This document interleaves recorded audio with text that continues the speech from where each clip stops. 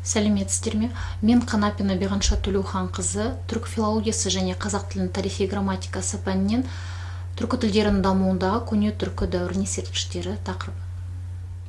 6-8 ғасырларда тасқа жазылған архон жазуларында түрік қағанаты дәуіріндегі елдің мәдениеті, тарихы, дүниетанымы, наным-сенімі, жеңістері мен жеңілістері, басқа елдермен қарым-қатынастары жайында жазылған.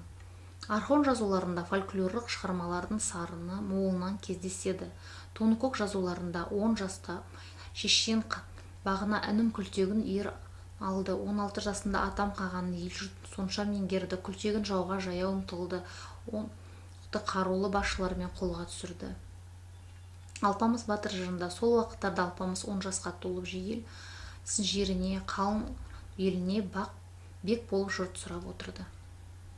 Вен жазылған архон жазуларында әсірлердің алуан түрлері кездеседі. Күлтегін Ұлан Батырдан 400 шақырымдай жерде аймағының Хашат ауылының Хошосайдам деген жерінде орналасқан. Бұл мекен Архон өзенінің жағасында биіктігі 3,33 метр, ұзындығы 1,132 метр, ені 0,146 метр. Үш қабырғасында барлық 68 жол жазу жазылған. Тас бағана 5 бұрышты қалқан тәрізді қырларын, айдаһардың суреттері мен қаған таңбалары бейнеленген.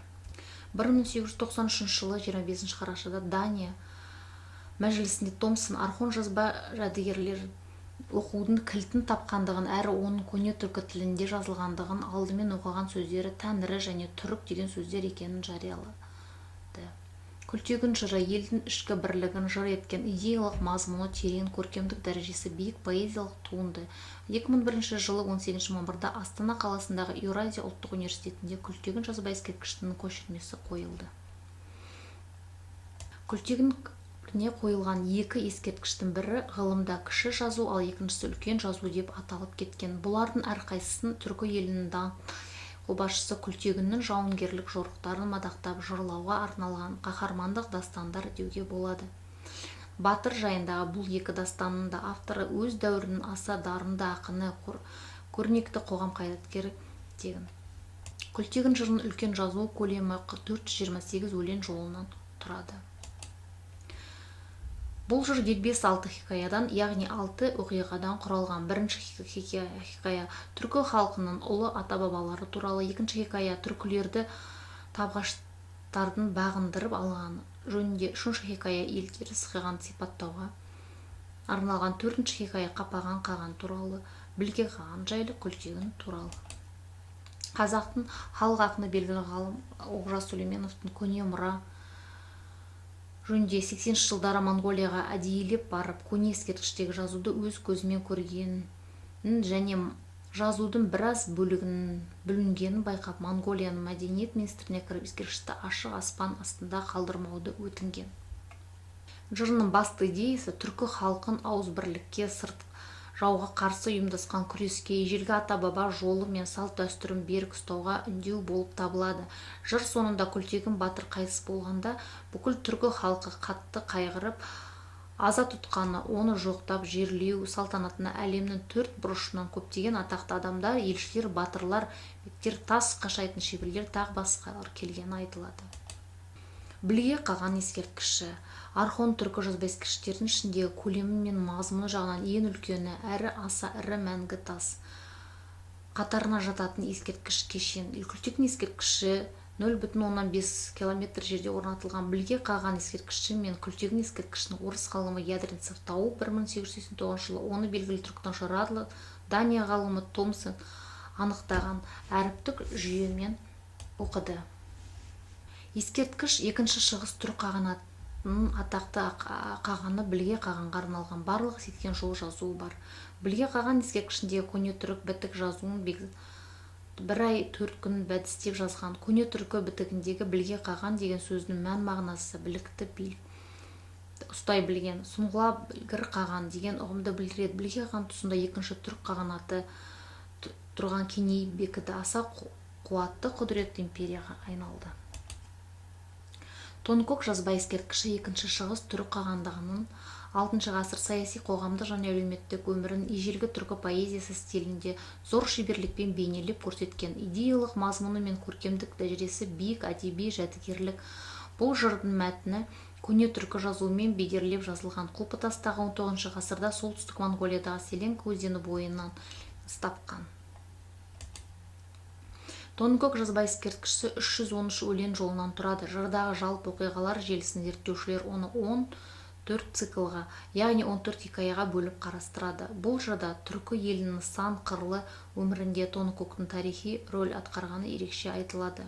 Биіктігі 1 метр 70 сантиметр. Күлчор ескерткіші Улан Батырдан 200 шақырым қашықтықта орналасқан. Биіктігі 1 метр 90 ұзындығы 61, ені 20 сантиметр. 3 қабырғасында 20 жол жазу жазылған. 4-ші қабырғасында жазулар өшіп кеткен. Мойынчор ескерткіші биіктігі 3, барлығы 6750 әріп таңба бейнеленген. Оның 1750-ге жуығы өшіп кеткен. Ескерткіш Бұлғын аймағының Сайхан ауылының деген жерінде орналасқан. Онген түрік жазуы түрік қағанатының негізін салушы Құтлұқ қағанның құрметіне тұрғызылған деген жерінде орналасқан. Кіштің көлемі, ерекшеліктер туралы қолыма нақты деректер түспеді деп жазады Моңғол жеріндегі тастағы жазулар кітабында. Енисей жазуын ескерткіштері. Енисей жазуын ескерткіштері Енисей өзенінің аңғары мен Тува автономиялы облысының кейбір жерлерінен табылған. Якутия мен жерлерінен жиі кездеседі. Енисей жазуының нұсқаларын осы күнгі ғалымдар шартты түрде болса да 5-7 ғасырларда жазылған деп жүр. Енисей өзенінің аңғарларында табылған жазбалар 1892-1899 жылдары радылып жариялаған болатын. 1889 жылы Енисей ескерткіштің түпнұсқалары жалпы атласын шығарған. Орхон Енисей ескерткіштер және олардың түрлері. Жылы Аспелин Орхон Енисей жазуында небәрі 38-40 әріп бар, ал ол әріптерін бар деп жорамалдады. Шынына келгенде осы күнгі 24-ші дыбыс, 4 дыбысының 150-ге тарта ғана таңбасы бар екендігі айқындалып отыр. Әрбір дыбыс кем дегенде 1, көп де 9 таңба арқылы беріледі. Мысалы, П дыбысы қандай позицияда кездесе 1 деген 1-ақ таңба арқылы беріледі, ал 3 дыбыс Ш дыбысының 9 таңбамен беріліп отырады. Орхон Енисей жазба ескерткіштерінің ұқсас жақтары, айырмашылықтары да бар. Олардың ұқсас жақтары барлығында жазылу мақсаты белгілі бір адамның басына мәңгілік ескерткіш орнату ниетімен жазылған. Жердің мағынасы бір ауыздан шыққандай өзара ұқсас келеді. Сол адамның аты жөні, лауазымы, бағындырған елдері мен жерлері. Ескерткіштердің жазылып қалдырылған материалдары да бірдей келеді. Мысалы, тас, жабайы тас, сымбалы тас, ісмерлік тастар. Тек талас жазуы ғана ағаш таяққа жазылған. Барлық ескерткіштердің негізгі әріптері бірдей, жазылу әдістері де бірдей, тілдік материалдар жағынан да бірдей.